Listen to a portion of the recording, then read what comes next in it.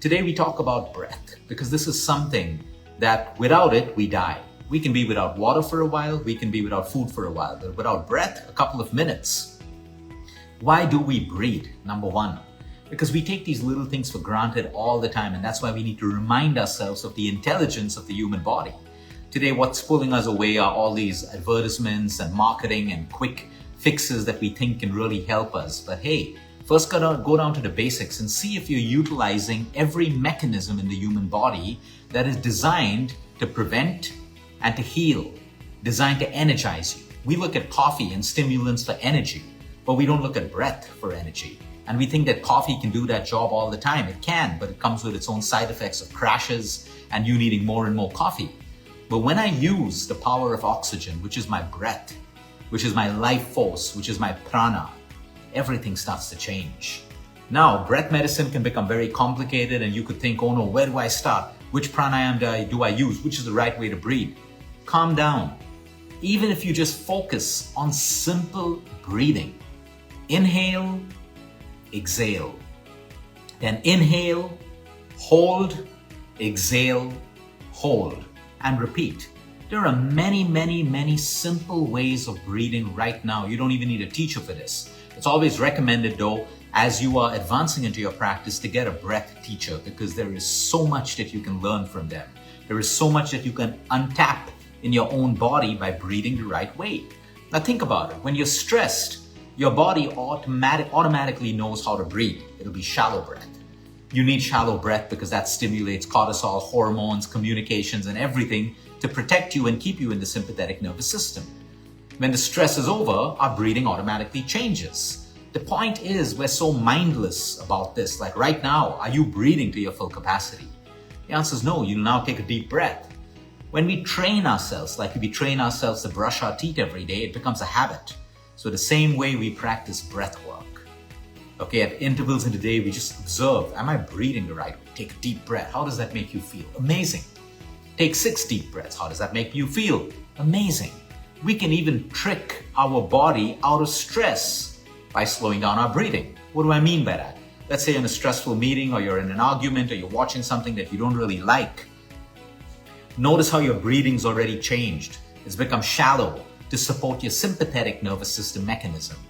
But if I want to stay in the parasympathetic nervous system, so I'm not unnecessarily raising cortisol and adrenaline all the time, I just slow down my breathing.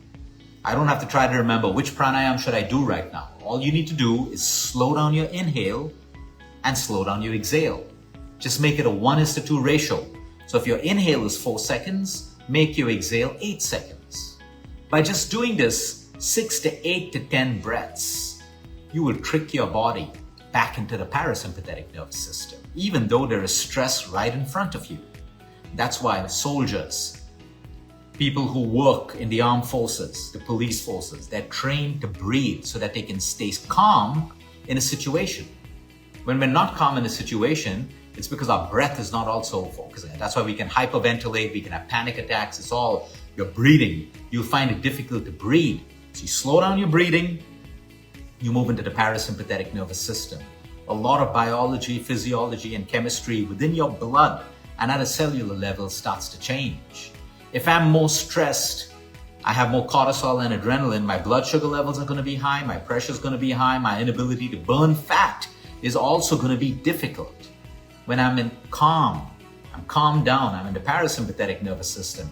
That's exactly what longevity is. The more time I spend in the sympathetic nervous system, the faster I am aging, period.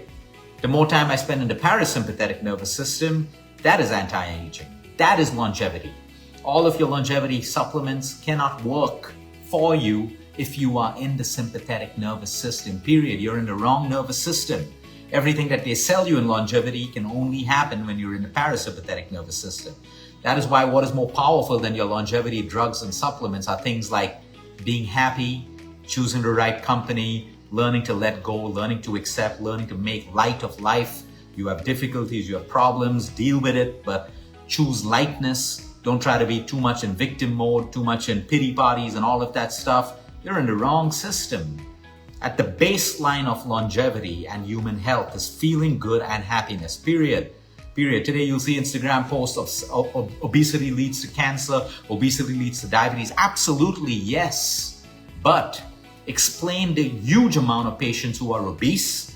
They have absolutely no medical conditions. They've not had it for the longest time. And you look at these people, they're happy people. They're joyful people. They're jovial people. They have problems in their life, but they've learned how to create harmony at a cellular level amidst trillions of cells by choosing their attitude and choosing happiness and what phase to be in. And look around at so many fit people who are dying of heart attacks. They're not obese. They have great bodies. They're aging. They look old, and they have medical parameters all over the place. Yes, we shouldn't encourage obesity. Yes, we should look after it. We're not supposed to carry excess fat in our body, but don't get confused and don't get fearful about that. It is your state of mind and your state of heart that dictates the state of your cells. And the state of your cells dictates health span, lifespan, and longevity. So your breath is medicine. Invest 10 minutes in the morning, 10 minutes in between the day, 10 minutes before you sleep. Do 5 minutes. But even better than that, during the day, remind yourself, check in with yourself. How am I breathing? Hey, I can make a change. I can breathe slowly. So we're not even going to get into different breaths and different breath methods. All I want you to do today is bring awareness to your breath. Before your meal, 6 deep breaths so you're in the parasympathetic nervous system. Now you can digest better. If you're in the sympathetic nervous system, you cannot digest your food the right way. Before you sleep, you need to be in the parasympathetic nervous system. Slow down your breathing. Before you get into that difficult meeting, you make a presentation, before you want to communicate some difficult subject to someone, slow down your breathing. Be in control. Do not get into this in a reactive state. Your breath will help you to respond better than react. And that is what breath medicine is. You can write yourself a prescription right now. It starts with awareness. Am I breathing through my chest or my belly? Practice diaphragmatic breathing. Practice belly breathing. The important part is the strength of your breath is when your inhales get longer, your exhales get longer. The hold between your inhale and exhale starts to get longer without you gasping. The hold between your exhale and your next inhale gets stronger. That's how you practice it. Finally, eventually, I'll give you a simple exercise and a target because I love small wins. Okay? Set the timer on your phone, 60 seconds.